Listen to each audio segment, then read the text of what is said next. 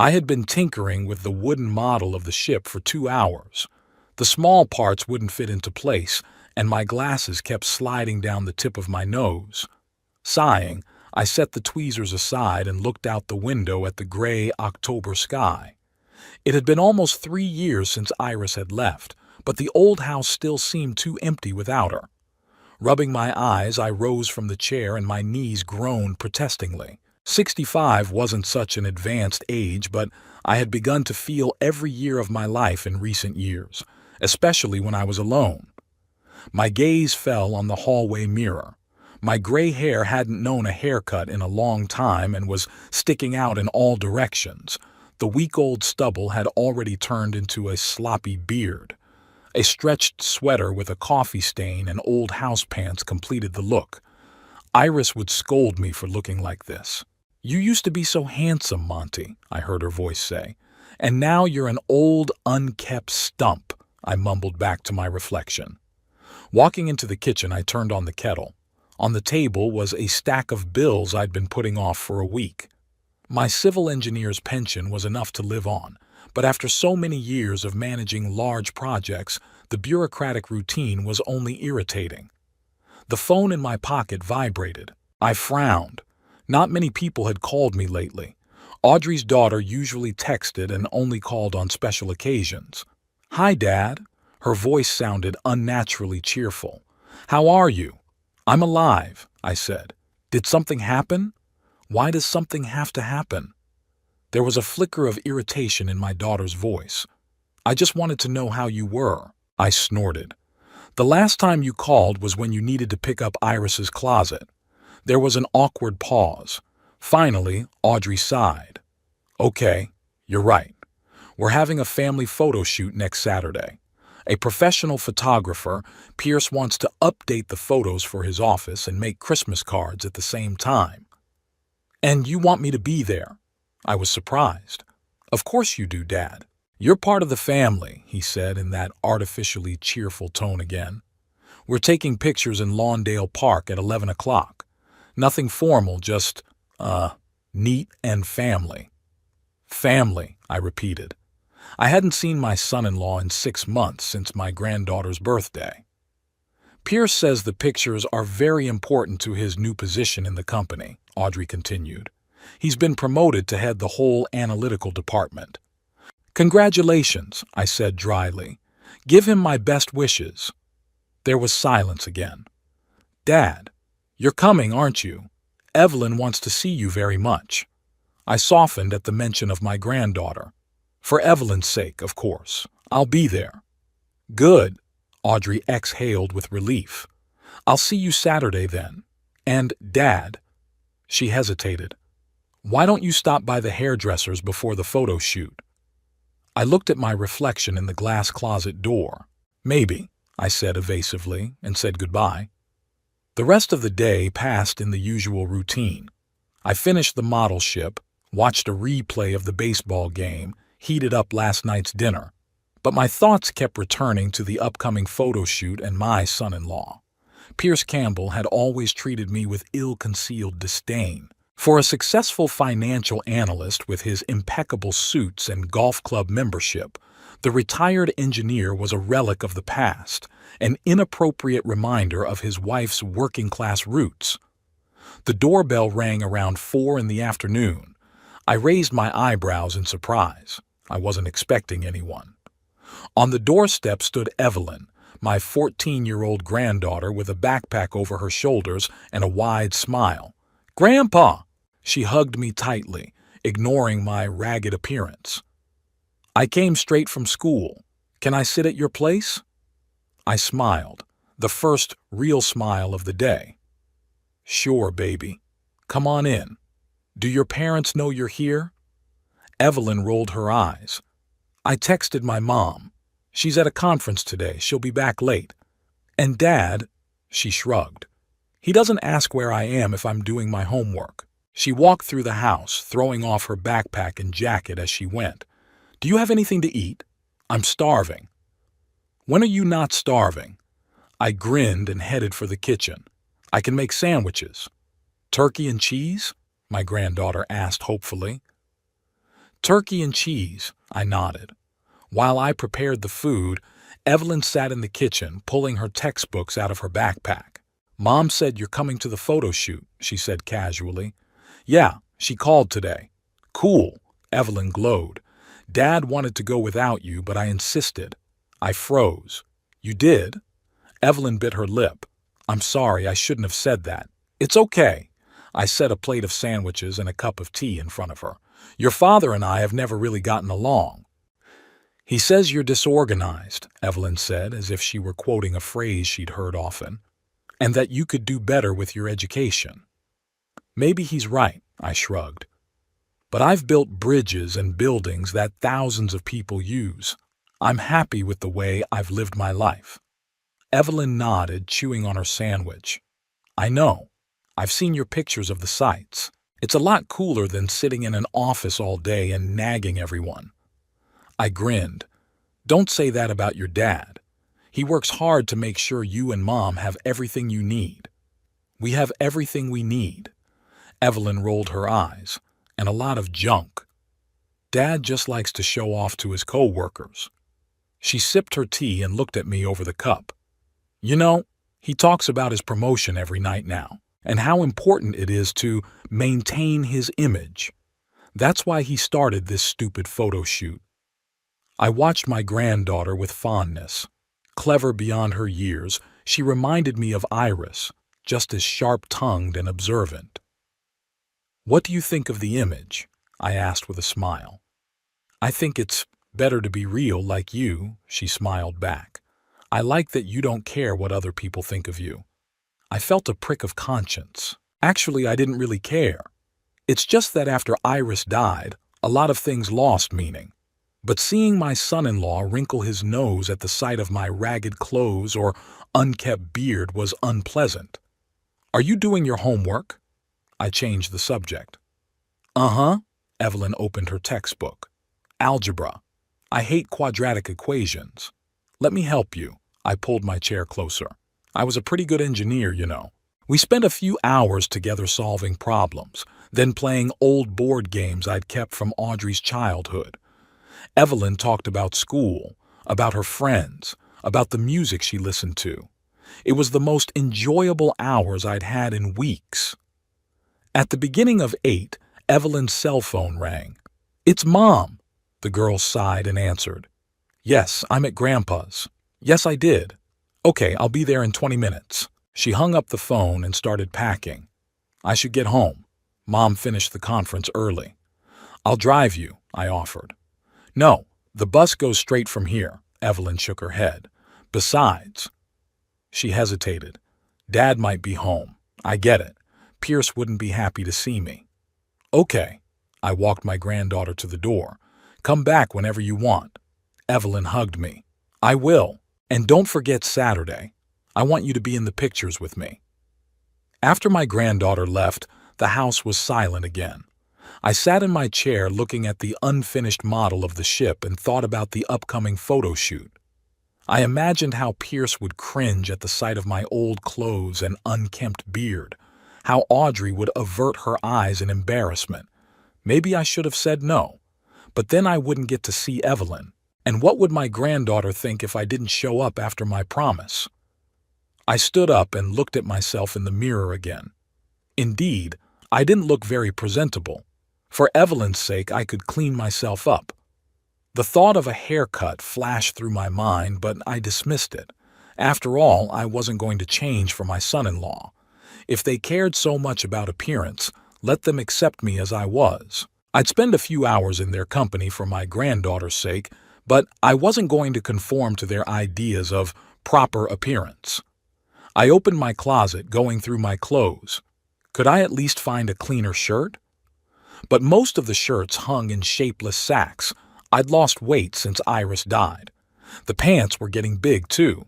The only decent suit I'd worn to my wife's funeral was covered in dust. I closed the closet. It was decided. I'd wear what I usually wear. After all, it's just one photo shoot. I'd endure a few nasty looks for the chance to be with Evelyn. The phone vibrated again. This time a message from my daughter. Thanks for practicing with Evelyn. She's so excited for you to come on Saturday. Don't forget 11 a.m., Lawndale Park. I smiled. For my granddaughter's sake, I was willing to tolerate even the company of Pierce Campbell. The rest of the week passed in the usual routine. Evelyn stopped by again on Thursday and spoke enthusiastically about a school project. On Friday evening, Audrey called to remind her of the meeting. I could hear the tension in her voice. "Dad, you're gonna, clean up, right?" she asked gently. I felt annoyed. "I'm not homeless, Audrey. I know how to dress." "Of course," she agreed quickly. "It's just that Pierce takes these pictures very seriously. Everyone in his company shows family photos, and he wants to, you know, make an impression," I finished for her. "Don't worry, I won't embarrass your perfect family." "Dad, that's not what I meant." "I'll see you tomorrow, Audrey." I ended the call and hung up. As I fell asleep, I thought about tomorrow with worry. Something told me that things would not go as smoothly as I would like. I woke up on the day of the photo shoot with a heavy feeling in my chest. Sleep slipped away reluctantly, leaving behind a vague uneasiness. Outside the window, a fine rain drummed, promising a cloudy morning. Typical fall weather for Brookline. The clock read 8. There were 3 hours left before the meeting, just enough time to take my time getting ready. I brewed myself a strong cup of coffee and sat by the window, watching the drops dripping down the glass. The rain was slowing down, and the sun was trying to break through the clouds. At least I should be lucky with the weather. I skipped breakfast. I had no appetite. Instead, I stood in front of the bathroom mirror for a long time, critically assessing my reflection. My beard hadn't gotten neater overnight, and the wrinkles hadn't gone away. The age spots on my arm stood out vividly against my pale skin.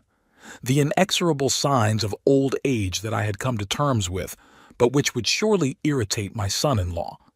I brushed my teeth and even used the aftershave balm that had been gathering dust on the shelf for years. The smell was familiar. Iris had given this bottle to me for my 60th birthday. I could almost hear her voice. "You gave up too soon, Monty. Old age is a state of mind, not a state of body." From my closet, I pulled out the most decent pants I could find, navy blue, barely worn at the knees, and a light blue long-sleeve shirt. It hung on me like a bag, but it was clean and ironed. I added a sweater on top, dark green with a patch at the elbow, but probably the most decent of all my sweaters. Standard retiree kit, nothing special. That thought brought a chuckle. I wondered what Pierce would wear if he were me. Probably something cashmere with a brand name label. Well, everyone has their priorities. I left the house at 10:30. The rain had stopped, but the sidewalks were still wet and the air was still fresh and cool. I decided to walk to Lawndale Park, which was only a 20-minute walk away. The walk helped clear my head and calm my nerves.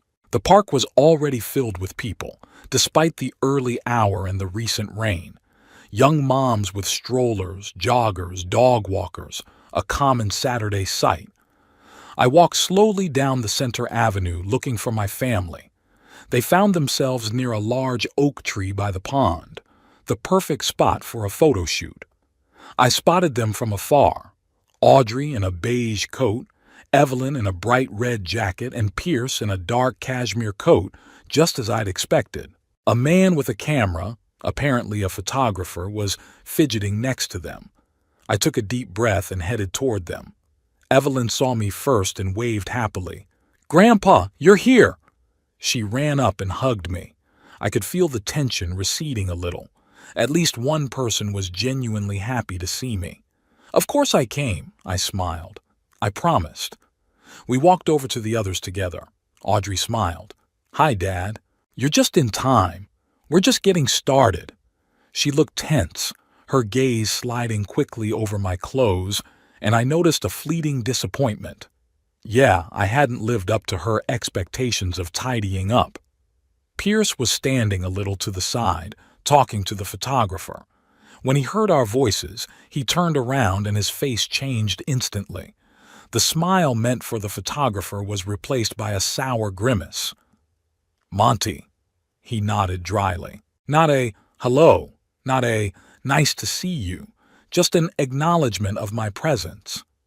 "Pierce," I answered just as dryly. The photographer, a young guy with a trendy haircut and jeans that looked more expensive than all my clothes, extended his hand in a friendly manner.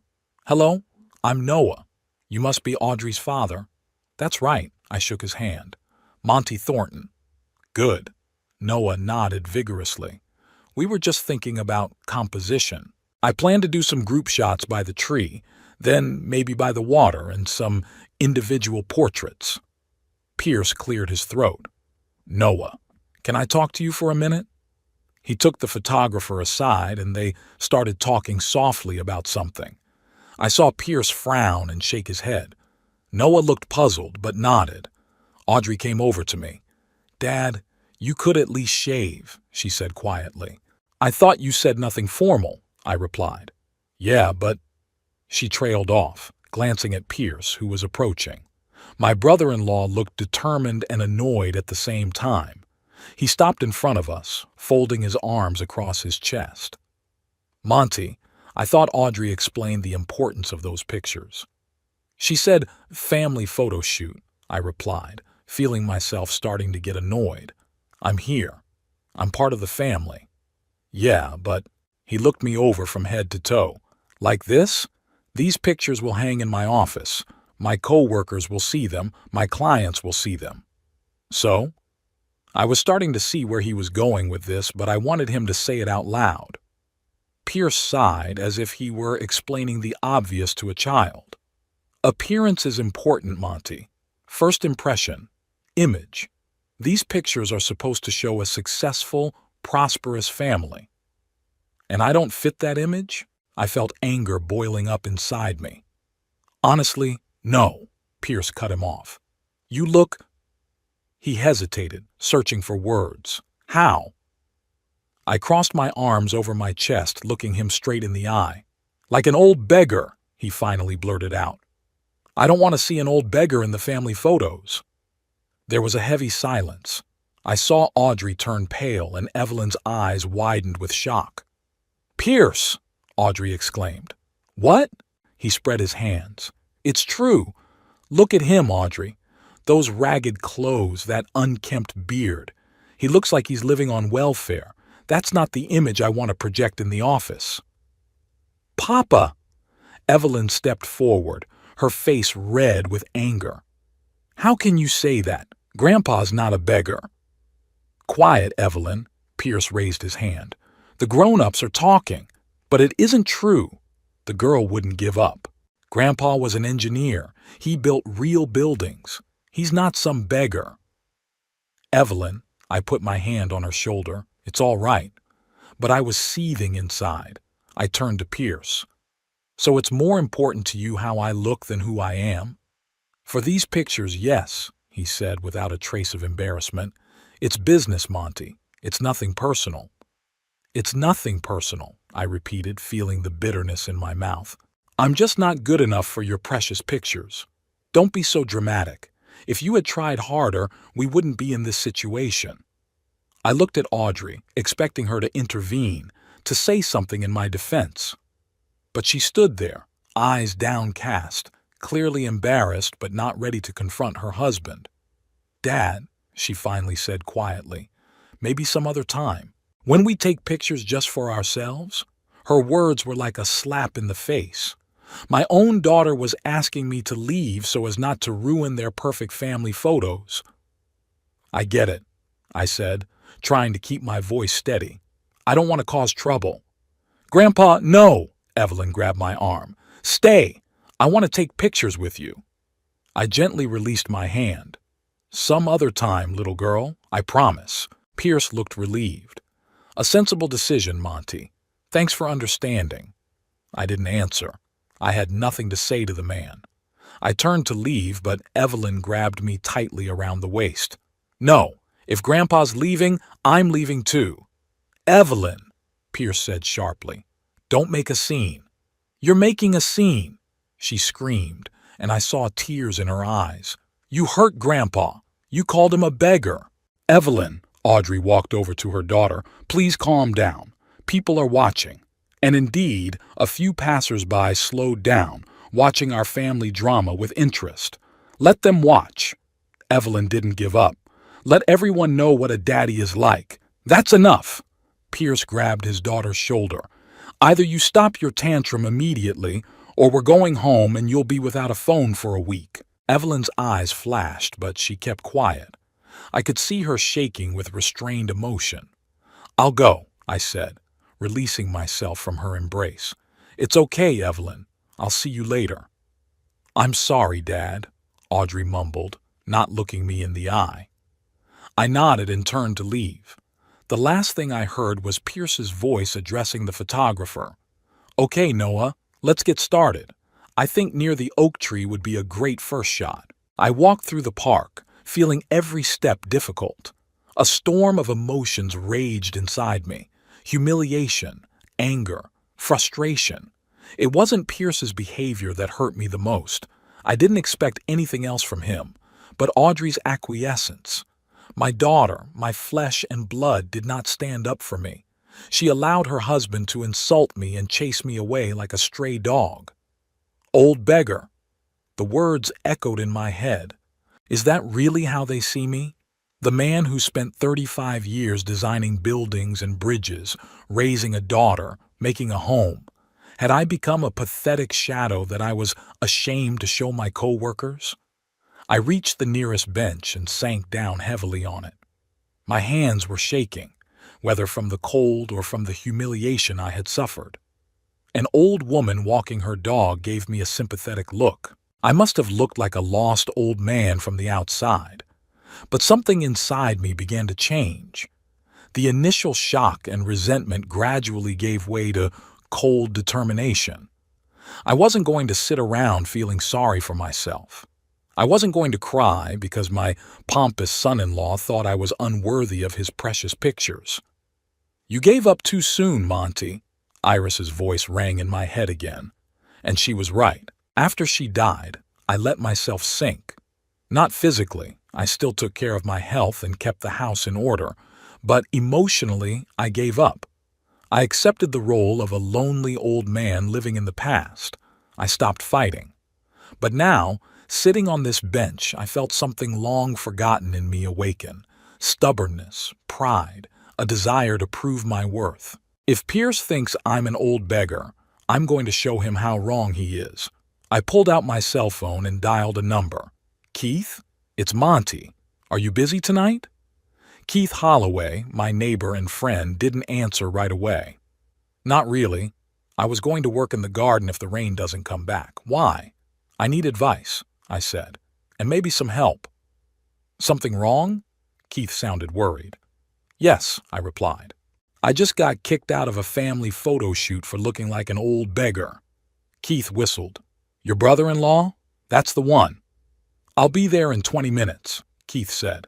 "I've got some beer left over from last night's barbecue." I smiled. "Thanks, buddy." Putting my phone in my pocket, I got up from the bench. For the first time in a long time, I felt a surge of energy and determination. I wasn't going to cry or complain. Instead, I was starting to think about a plan that would show Pierce Campbell that the old engineer hadn't written himself off yet. I headed home, where Keith and the first drafts of a revenge plan that promised to change everything were waiting for me. Keith was already waiting for me on the porch as I approached the house. The 60-year-old landscaping business owner had been my neighbor and friend for 15 years. Unlike me, he looked after himself, always trim, with a neatly trimmed beard and graying hair and wearing simple but quality clothes. "You look like hell, Monty," he said, handing me a bottle of beer. I just grunted as I unlocked the door. "Come on in. I don't want to talk about my family drama on the porch." We settled into the living room. I talked briefly about what had happened in the park, not hiding my bitterness. "Old beggar," Keith shook his head. "Your son-in-law has always been a snob, but this is too much even for him." "It's not so much about him." I sipped my beer. "He's predictable." What hurt me more was Audrey's silence. Didn't even try to object. "What are you going to do?" Keith asked. "Stop communicating?" I looked thoughtfully at the bottle in my hand. "No, that would only hurt Evelyn. She's the one who stood up for me." I set the bottle on the table. "I have another idea." Keith leaned forward interestedly. "Go ahead."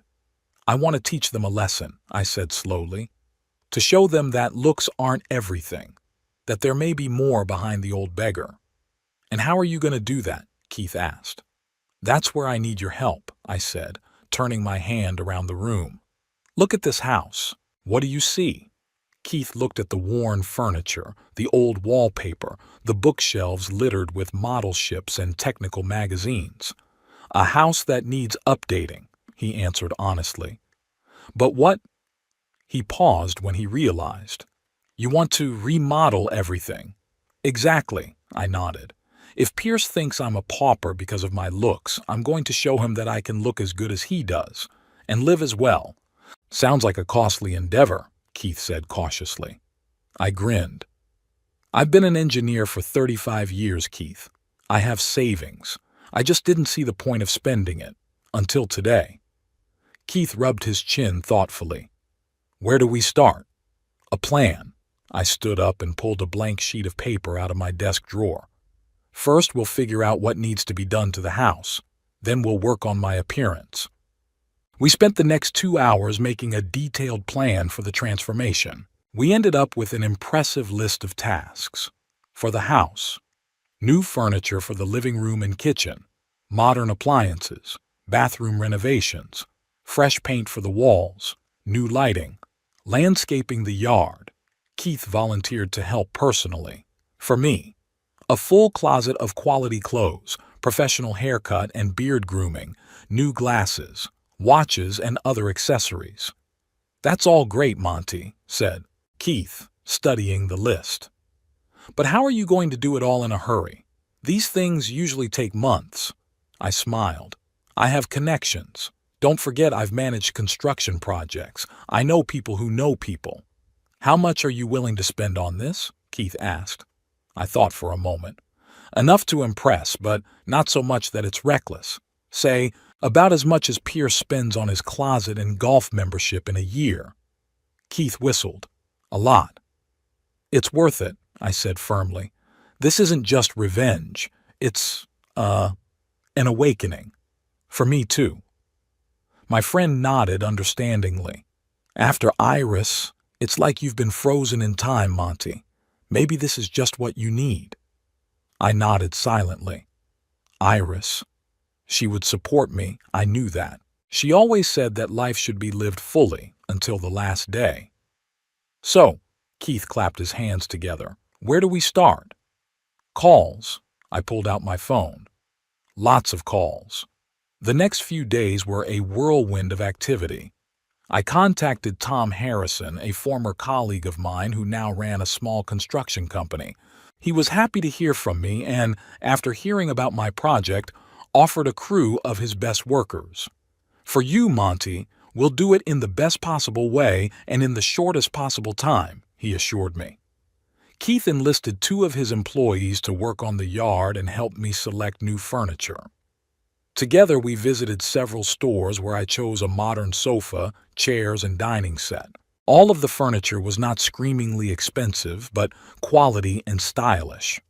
For my exterior transformation, I went to a fashion salon that Keith's wife recommended. Specialists enthusiastically took on my appearance. Hairdresser Miguel suggested not just trimming my beard, but a complete style change. "You have great facial features, Mr. Thornton," he said. "We'll make you look like that actor. What's his name?" "Jeff Bridges, only more sophisticated." I agreed, though I doubted the resemblance to the Hollywood actor. But the result was beyond my expectations. From the mirror, I was looking at a trim, gray-haired man with a neat, short beard and a fresh, rested face. The next stop was a men's clothing store, where a consultant helped me pick out several sets of clothes: casual, business, and even one suit for special occasions. Everything fit perfectly after some minor adjustments. On the evening of the fourth day after the incident in the park, I stood in the middle of my transformed living room, unable to believe my eyes. Tom's crew had worked with incredible speed. The walls had been repainted a warm gray, the old leak-stained ceiling replaced with a new one with modern light fixtures. The shabby carpet gave way to hardwood flooring. New furniture, tastefully arranged, created an atmosphere of coziness and elegance. The kitchen was also transformed. New cabinets, artificial stone countertops, modern appliances. Everything looked stylish and functional. The bathroom turned into a small spa with a large shower and heated floor. "Are you happy with it?" Keith asked, standing in the doorway. I turned to him with a smile. "More than satisfied. It's amazing." "And it didn't cost as much as it could have," he said, "thanks to your connections and my discounts." I nodded. I just had to figure out how and when to show it to Pierce and Audrey. "I have an idea," Keith said. "Have a dinner party. Invite them here." "Dinner?" I thought about it. Not bad, but I'm a terrible cook. "There's a caterer for that," Keith winked. "My wife knows a great company." "You think of everything," I grinned. "That's what friends are for." He clapped me on the shoulder. "By the way, do you think they got the pictures from that shoot yet?" "They probably have." I felt a pang of irritation at the memory of the park. It had been almost 5 days. "I wonder how Evelyn is doing," Keith said thoughtfully. "She was very upset, wasn't she?" "I called her yesterday," I said. "She's fine, but she's still mad at her parents, especially her father. Did you tell her about your plan?" I shook my head. "No. I want it to be a surprise for everyone." Meanwhile, the atmosphere at the Campbell house was far from happy. I found out later from Evelyn, but I can imagine how it went. Pierce received the pictures on the 3rd day after the shoot and was very pleased. He was looking at them in his home office when Audrey brought him a cup of coffee. "They turned out great, didn't they?" he asked, showing her the pictures on the computer screen.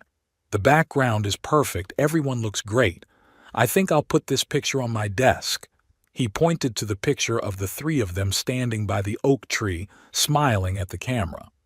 Audrey nodded silently, but her face showed concern. "What's wrong?" Pierce asked, noticing her mood. "Nothing," she answered quickly. "The pictures are really good." "But?" He raised an eyebrow. Audrey sighed. "I feel bad about what happened with Dad.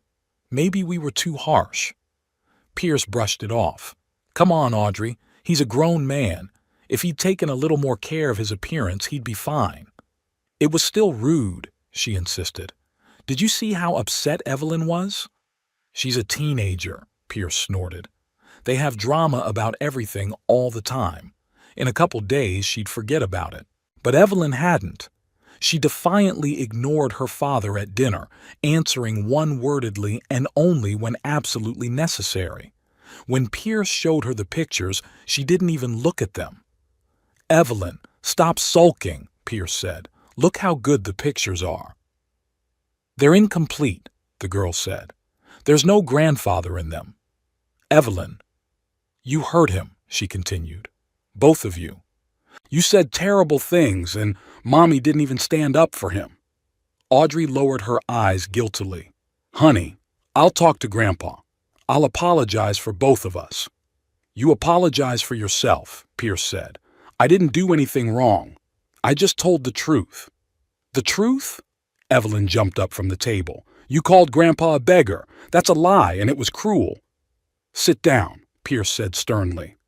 "I won't tolerate that tone. And I won't tolerate you talking about my grandfather like that." Evelyn raised her voice. "He's 100 times better than you. He built real things, not just shuffling papers in an office." "Evelyn," Audrey exclaimed, "apologize to your father immediately." "I won't." The girl grabbed her plate and headed for the door. "I'll eat in my room. I don't want to sit at the same table with a man who hurts old people." After she left, Pierce looked at his wife gloomily. "You see what you've done with your doubts? Now she's completely out of control." "Me?" Audrey was indignant. "You insulted my father." "I just said what you thought," he retorted. Don't pretend you weren't ashamed of the way he looked. Audrey couldn't find anything to say because deep down she knew Pierce was right. She did feel bad about her father's unkempt appearance, but still, somewhere inside, a sense of guilt gnawed at her. She had betrayed her own man for the sake of preserving the appearance of a perfect family. That night, Pierce slept in the guest bedroom, and Evelyn didn't speak to her parents until the next morning. The next day, Audrey called me, but I purposely didn't answer. I wasn't ready to talk. I didn't want my voice or words to give away my plans. Instead, I sent her a quick text. It's okay. Talk to you later. I wanted her guilt to build up a bit. It sounds cruel, but sometimes people need to realize the consequences of their actions to truly learn a lesson. Meanwhile, the work on my house was coming to a close. The yard was transformed thanks to Keith's team. A manicured lawn, new garden paths, neat shrubs, and even a small fountain. The outside of the house looked fresh from the paint job, too. Inside, everything shone with newness. My ship's models, which had cluttered the shelves, were now displayed in glass cases, transformed from junk to an elegant collection. Books were neatly arranged, old magazines put away, and there were a few new paintings on the walls, the seascapes I'd always loved. My bedroom had changed too. A new bed with a comfortable mattress, a built-in closet for an updated closet, bedside lamps with warm light. Everything was stylish, functional, and not at all like the dwelling of an old beggar. When the main work was done, I sat in the new chair by the fireplace and dialed my daughter's number. "Dad!" I could hear the relief in her voice. "I've been trying to call you." "Sorry, I've been busy," I answered calmly. "What's up?" I'm so sorry about what happened at the park," she began. "Pierce shouldn't have said those things." "But he did," I pointed out. "And you didn't object." Audrey sighed. "I know. I did a terrible thing. I'm sorry, please." "I'm not angry, Audrey," I said. And it was true. Anger had long ago given way to determination. "In fact, I want to take you to dinner." "Dinner?" I could hear the surprise in her voice. "Yes, this Saturday. You, Pierce, and Evelyn. At my house." Are you sure?" she asked uncertainly. "After everything that's happened?" "Absolutely," I answered firmly. "I think we need to spend time together, as a family." "Okay," Audrey agreed. "What time?" 6 o'clock at night, I said. "And Audrey, tell Pierce I don't hold it against him." After the conversation, I leaned back in my chair with a smile. Everything was ready for the final act of my plan. I imagined their faces when they saw my transformed house and myself. It wouldn't just be revenge. It would be a lesson they wouldn't soon forget. Keith stopped by tonight to go over the final details. "Are you sure you want to go all the way?" he asked, looking at my new closet. "It all seems a little ostentatious." I nodded. "That's exactly how it should be. Pierce appreciates a little glamour. Well, I'll show him the glamour, and then we'll talk about what's really important." "And what's that?" Keith asked. "Respect," I answered simply. "Respect not for how you look or how much money you can spend, but for who you are." Keith nodded thoughtfully. "You know, Monty, this new determination suits you. It's like you've been revitalized." I smiled. Maybe that's exactly what I needed. A kick from a smug son-in-law to remember who I am. We discussed the menu for dinner, which I had ordered from a catering company recommended by Keith's wife. I chose gourmet but not overly pretentious dishes. I wanted to impress but not look like I was trying too hard. There were only 2 days left until Saturday. 2 days until the Campbell family would discover that the old beggar could teach them a lesson in style and dignity that they would not soon forget. The 2 weeks flew by unnoticed. Each day was filled with the worries of completing the transformation of the house and myself. I visited a few more clothing stores, chose new glasses with fancy frames, even bought an expensive watch, for the first time in 20 years. I freshened up my haircut the day before dinner to look flawless. My house was unrecognizable. Modern furniture, fresh paint, new appliances, everything looked stylish and expensive, though I was careful not to go overboard. I wanted to give the impression of taste and affluence, not gaudy luxury. After all, I wasn't going to be a copy of Pierce. That evening, an hour before the guests arrived, I walked around the house one more time, checking every detail. In the dining room, the table was set with a snow-white tablecloth, the china plates shining, the crystal glasses catching the light of the new lamps. The service was impeccable. I even found Iris's antique silver candlesticks that had been gathering dust in the pantry for years. The catering team arrived right on time.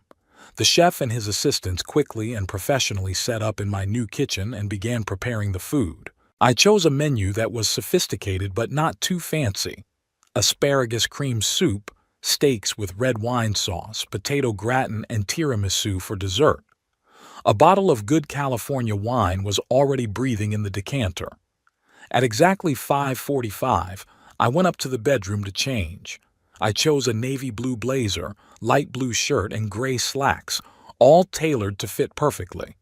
New shoes made of soft leather completed the look. I tied a silk tie in muted colors, not too formal but tasteful. Looking at myself in the mirror, I barely recognized my own reflection. In front of me stood a trim, elegant man, whom no one would dare to call an old beggar. His gray hair was neatly styled, his beard trimmed and shaped in such a way that it gave his face a noble look rather than sloppiness. New, thin-rimmed glasses emphasized the look, and the watch on his wrist added a touch of refined luxury. "What would you say, Iris?" I asked quietly to the empty room. I thought I heard her laugh and say, "I told you you were handsome, Monty." The doorbell rang at 6 sharp. I took a deep breath, squared my shoulders, and walked downstairs. As I opened the door, I watched the guests' reactions with amusement. Audrey froze with her mouth open. Pierce frowned as if he couldn't believe his eyes, and Evelyn shrieked with delight. "Grandpa! Wow! Good evening!" I smiled. "Come in, please." They crossed the threshold, and now all three of them were looking around in amazement. Pierce looked especially comical, his eyes wide and his jaw slack. "Dad, what happened?" Audrey finally squeezed out. "Just a little remodeling," I said nonchalantly. "It was about time we had a new interior. Come into the living room. I've opened a nice wine." I led them through the hallway, enjoying their stunned looks. The living room was even more impressive. Soft light, modern furniture, paintings in stylish frames, my model ships in elegant display cases. "It's incredible," Audrey murmured, turning slowly and looking around the room. "When did you do all this?" Pierce asked, obviously trying to hide his shock. "In the last 2 weeks," I answered, pouring wine into glasses. "I've had some good experts." "That's so cool, Grandpa." Evelyn plopped down on the new couch. "It's like a design magazine in here now." I handed glasses to the adults and juice to Evelyn. "Here's to a family reunion," I proposed a toast.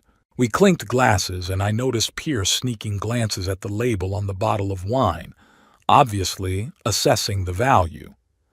"Dinner's almost ready," I said. "I hope you're hungry." "Dad." Audrey shook her head, still not believing her eyes. "I don't understand. All of this," she looked around the room, "this cost a fortune." "Not as much as you think," I smiled. "I had connections in the construction business, remember? A lot of people still remember old Monty Thornton." "But why?" She looked genuinely puzzled. "You've never been interested in design or fashion." I took a sip of wine before answering. "Let's just say recent events have made me reassess some priorities." Pierce tensed, clearly aware of the events in question. Evelyn gave her father a meaningful look. "Please come to the table," I said, pointing to the dining room. "Let's not keep the chef waiting." "Chef?" Pierce asked, and I was pleased to note the note of envy in his voice. "Yes, I've hired a caterer for tonight," I said casually. I'm not much of a cook myself, as you know. The dining room was just as impressive as the living room. Evelyn gasped in admiration when she saw the setting. It was like a restaurant, she exclaimed. We took our seats at the table and the chef personally presented the first course, asparagus cream soup with truffle oil.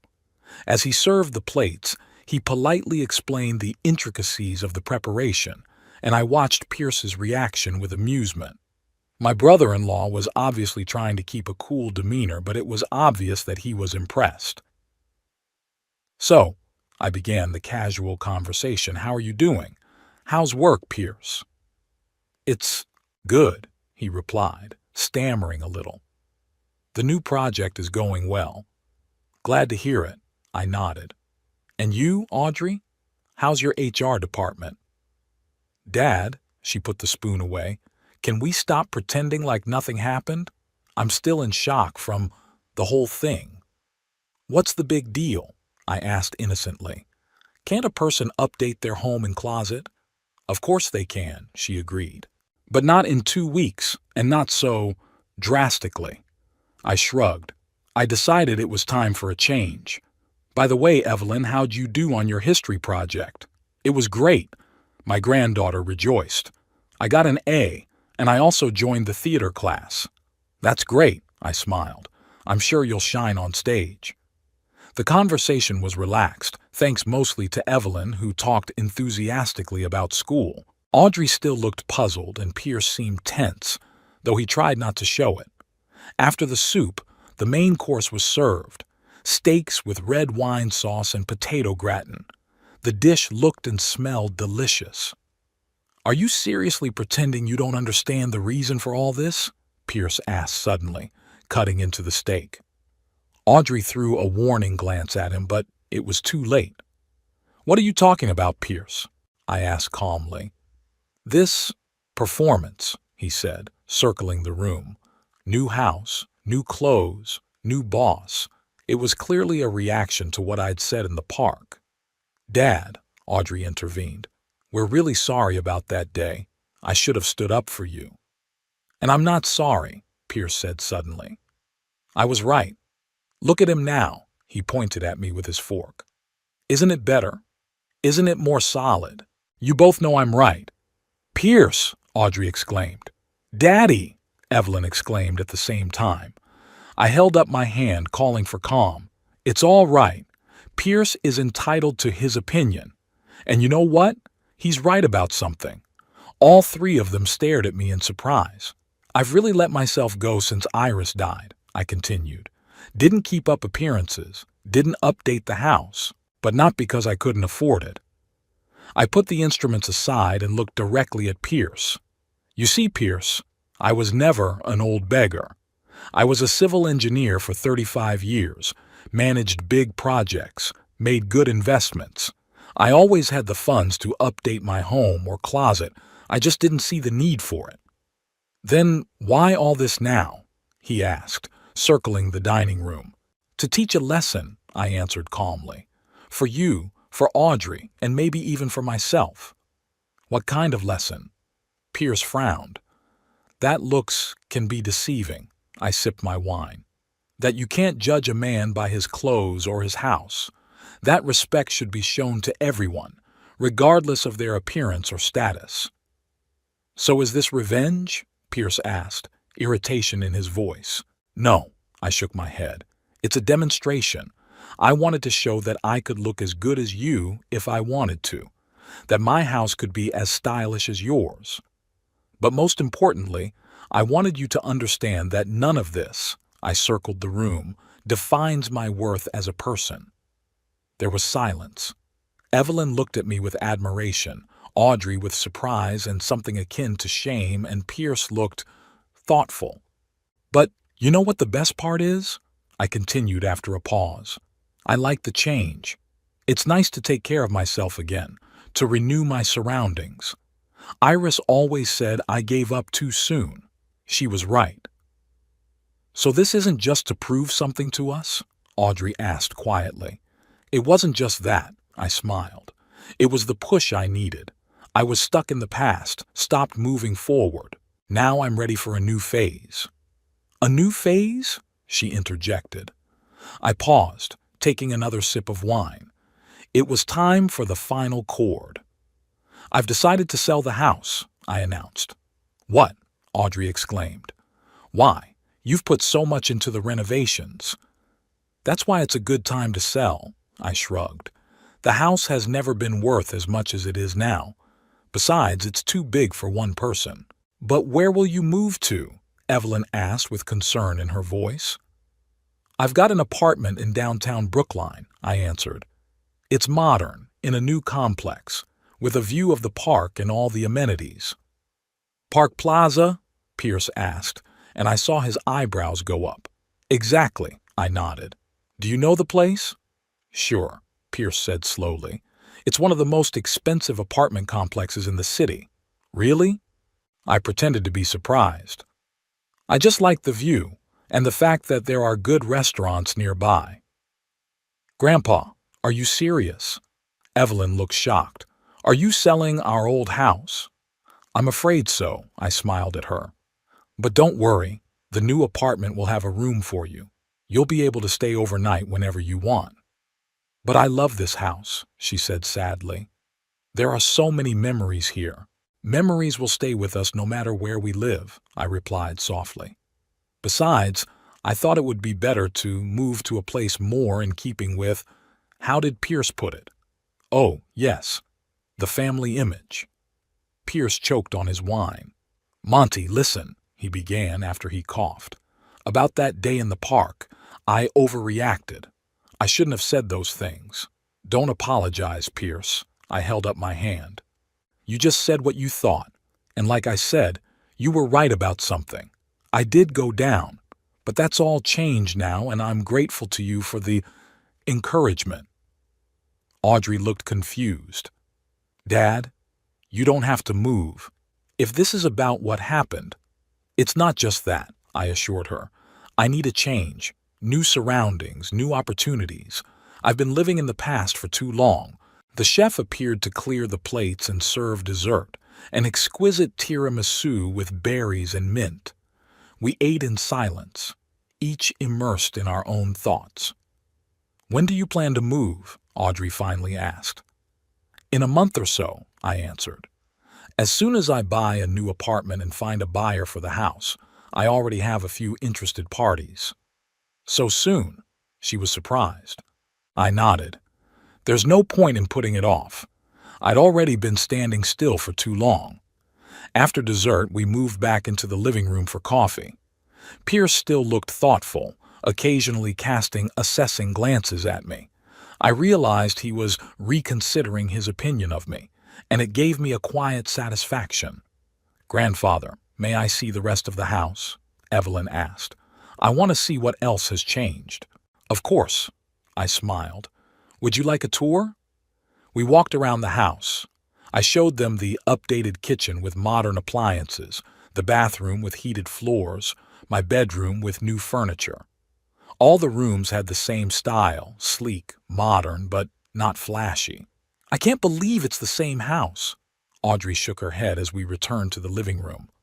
And the same person, Pierce added quietly, looking at me. On the outside, yes, I agreed. But inside, I'm still the same Monty Thornton. It was just that now I'd decided it was time to move on. The evening was coming to an end.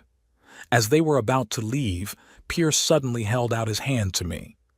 I underestimated you, Monty. I apologize. I shook his hand. Accepted, Pierce. I hope we can start with a clean slate. Audrey hugged me goodbye. You look happier, Dad. Even if this whole thing started out as a lesson for us, I'm glad you found your purpose again. Thank you, honey. I hugged her back. Sometimes we all need a push to move on. Evelyn hugged me tightly. You're the coolest grandpa in the world, she whispered in my ear. You surprised them so much. I winked at her. That was a good lesson, wasn't it? The best, she grinned. But I'm still going to miss this house. We'll make new memories, I promised. In a new place. When I closed the door behind them, I felt strangely relieved. The plan had worked even better than I'd expected. Not only had I made Pierce and Audrey reconsider how they felt about me, but I found myself ready for a change. I walked to the living room and sat in my new chair, looking at Iris's picture on the wall, the only thing I hadn't changed. "You'd be proud of me today," I said quietly. I had finally decided to live, not just exist. The decision to sell the house and move came to me spontaneously, in the midst of renovations. I really thought it was time to move on, to put the past behind me. A new apartment downtown, new surroundings, new opportunities. It all suddenly seemed incredibly appealing. Keith was right. It was like I was alive. And for that, I was grateful, even to Pierce and his cruel words. Sometimes we need the bitter truth to wake up and start changing. A week passed after that memorable dinner. I was sitting in a realtor's office going over the paperwork for an apartment in Park Plaza. The apartment complex was indeed one of the most prestigious in Brookline, with 24-hour security, a pool, and spa. The apartment I chose was on the 12th floor and had a spectacular view of the city park. "Mr. Thornton, all you have to do is sign here and here." The realtor, a young woman in a strict suit, pointed to the places to sign. "And make a down payment." I looked at the number on the contract. The amount was impressive, but I could afford it. Over the years, I'd made some good investments that were now generating a steady income to supplement my pension. "I'd like to take a couple of days to think about it," I said. "It's a big decision." "Of course," she nodded understandingly.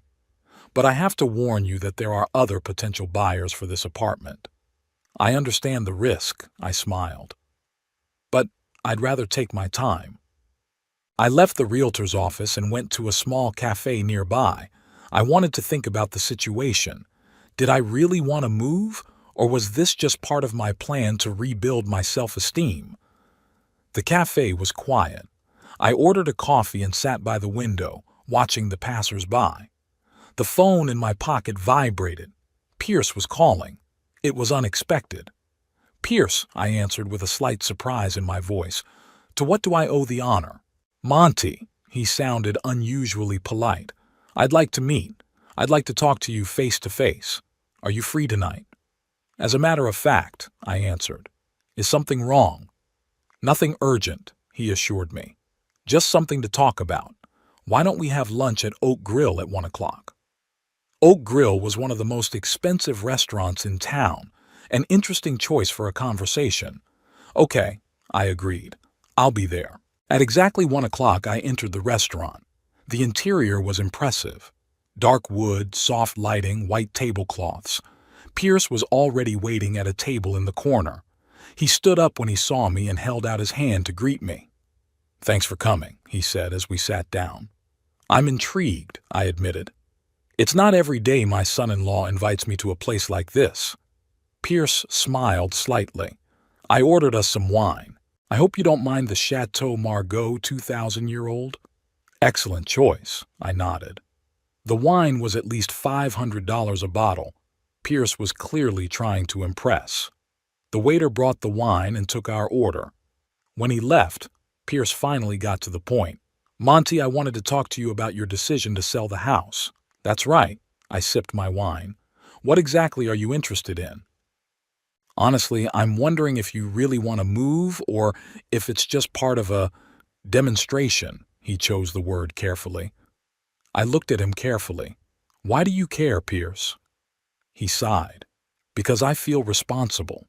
My words in the park, they were inappropriate and cruel. I don't want you to make important decisions driven by a desire to prove something to me." "Interesting." I leaned back in my chair. "What's changed?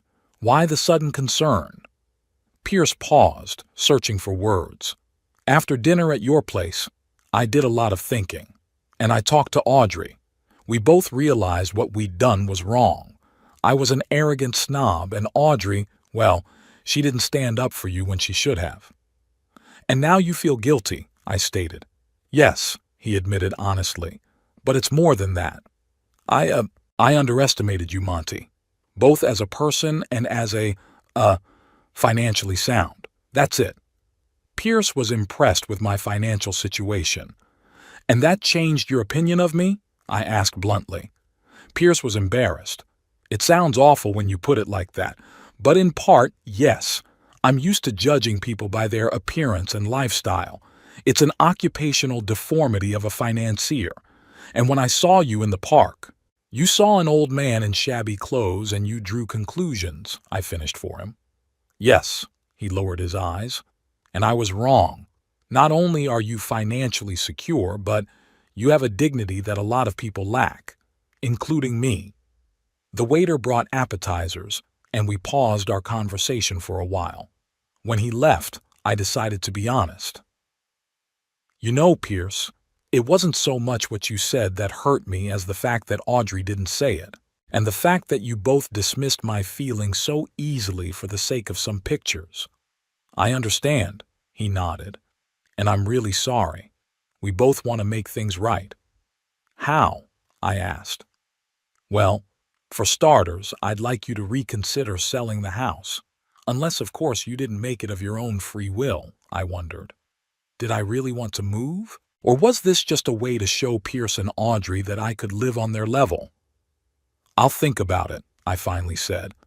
But I can't promise I'll change my mind. Fair enough, Pierce agreed. One more thing. Audrey and I would like to organize a new family photo shoot. This time without the stupid conditions and with you at the center of the composition. I grinned. Are you trying to make it up to me? Partly, he admitted. But it's also a way to start over, on the right foot. We continued our lunch, talking about more neutral topics. Pierce asked me about my career as an engineer, about the projects I'd managed. For the first time in all the years we'd known each other, he showed genuine interest in my life. As we were saying goodbye as we left the restaurant, Pierce said, You know, Monty, I never thought I'd say this, but I could learn a lot from you. It's never too late to start learning, Pierce, I replied with a smile. When I got home, I found Evelyn waiting for me on the porch. Grandpa! She rushed toward me. I called, but you didn't answer, so I thought I'd wait. I'm sorry, baby, I hugged her. I was at lunch with your father. Dad? She raised her eyebrows in surprise. Did he apologize? Something like that, I smiled, opening the door. Come in and tell me how you're doing. We settled in the living room and I made hot chocolate, Evelyn's favorite drink. So, why did you want to see me? I asked, handing her a cup. Grandpa, I wanted to talk to you about your move, she said seriously. Are you really going to sell our house? Our house? I asked with a smile. Well, yeah, she shrugged. I know it's technically yours, but I've always thought of it as mine, too. My mom grew up here and I've spent so much time here. I looked at my granddaughter carefully. Is it that important to you that I stay? Yes, she nodded. I love this house, and I'm used to you living here. I can come over after school and we can do homework or play board games together. It's going to be different in your new house. But I'll still be the same grandpa, I said. It doesn't matter where I live. I know, she sighed, but it'll still be weird. Besides, she hesitated. What? I encouraged her. You're only doing this to prove something to Daddy, aren't you? She looked me straight in the eye. To show you're not an old beggar? Wise beyond her years, my granddaughter. Partly, I answered honestly. But I also thought that the change would be good for me. A new place, new people, a new life. And what if you don't like it? She asked. What if you miss your old home? Then I can always go back, I smiled. Or buy another house. Life is full of possibilities, Evelyn. She twirled the cup thoughtfully in her hands. You know, Grandpa, I was so proud of you at that dinner. You looked so cool. And the house is amazing. But most importantly, you made Daddy bite his tongue. She smiled triumphantly. He talks about you differently now. Oh, yeah? I raised an eyebrow. What does he say? That he underestimated you.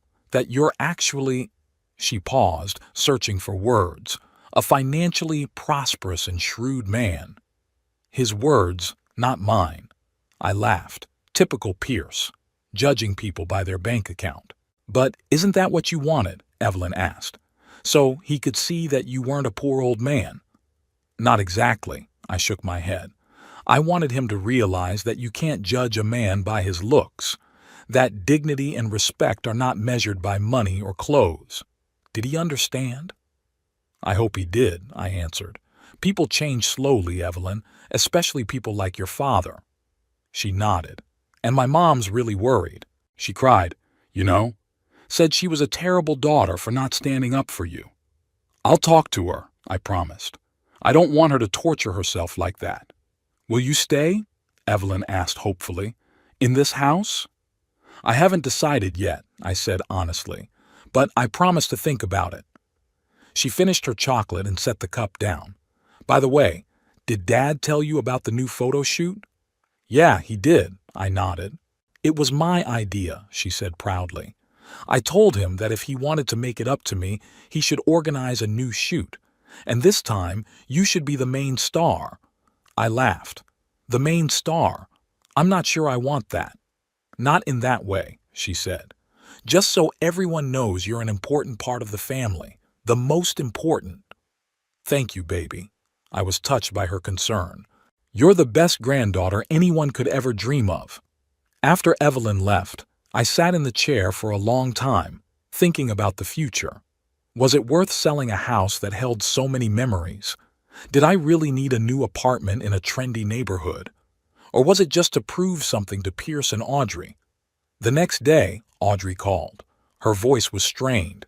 Dad, do you mind if I come over? Sure, honey, I answered. I'll be waiting. An hour later, she was sitting in my living room, nervously fiddling with her teacup. Finally, she made up her mind. Dad, I have to apologize. What happened in the park? It was unforgivable. I should have stood up for you. Audrey, I said softly, it's okay. I don't hold it against you. But you should, she exclaimed. I did a terrible thing. I let Pierce insult you and even supported him by asking you to leave. What daughter does that? The kind that gets caught between two fires, I answered. Between her husband and her father. I understand, Audrey. But that's no excuse, she shook her head. I'm so used to pleasing Pierce, his ambition, his idea of the right life. And along the way, I forgot about what's really important. Like what? I asked. Respect, family. Appearance isn't the most important thing, she looked me in the eye. You always taught me that, and I forgot. We all forget important things sometimes, I said. It's important to remember in time. Pierce said that you had lunch together, she began carefully, and that he suggested a new photo shoot. Yes, I nodded. That's a good idea. Really? She looked surprised. I thought you'd say no. Why would I turn down the opportunity to spend time with my family? I smiled. Especially if they don't ask me to leave this time. Audrey lowered her eyes guiltily. I'll never forgive myself for this. This has to stop, I said sternly. I've forgiven you, Audrey. Now it's your turn to forgive yourself. I don't know if I can, she said quietly. You can, I said confidently. You're as strong as your mother. Iris never held grudges either. Audrey smiled weakly. I miss her. Every day. Me too. I nodded. But you know what she would say now? Stop souring and move on. She was always practical. Audrey laughed through her tears. Yeah, that's definitely in her spirit. We talked some more, and I could see the weight of guilt slowly lifting off her shoulders. Before she left, she asked, Dad, do you really want to sell the house? Or was that, for effect? I thought for a moment. You know, at first it was really part of the plan, to show that I could afford to live the way you and Pierce do. But then I started to think that a change might be good for me. And now? She looked at me carefully. I'm not sure now, I answered honestly. Evelyn convinced me to stay yesterday. She's very attached to this house. We all are, Audrey said quietly. But it's your decision, Dad, and whatever you choose, we'll support you. After she left, I thought about my decision again. Should I sell the house or stay? What would be best for me and my relationship with my family? A few days later, a new photo shoot took place. This time it took place in my renovated house and garden. The photographer, not Noah, but another older and less pretentious photographer, was enthusiastic about the interior and the lighting. "It's a great place to shoot, Mr. Thornton," he said. "Especially that wall of family photos. It makes a great backdrop." I put on a new suit, but I didn't go overboard on the formality. Comfortable pants, a simple shirt, a cashmere sweater, elegant but not pompous. Pierce also dressed simpler than usual, jeans and a pullover instead of a suit.